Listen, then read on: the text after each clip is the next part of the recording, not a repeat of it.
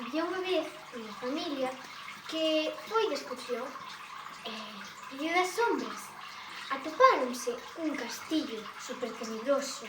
Era negro, tiña telarañas por todos sitios, era oscuro e tiña moito polvo, daba moito medo. Eles, pois, decidiron entrar. E ali, no medio das sombras, apareceulles un payaso con un coitelo cheo de sangre. Se asustaron tanto que andaban a gritos polo castillo.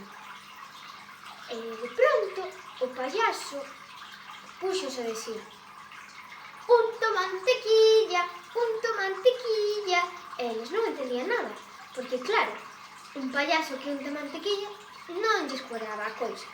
Vaya, que decidiron facerse amigo del e o que tiña no coitelo, pois non era sangre, era mermelada de fresa, porque estaba facendo unha tarta para os invitados que viñan a un cumpleanos. E ao seu, evidentemente. Entonces, decidiron facer todos un pastel gigante para todos os seus familiares.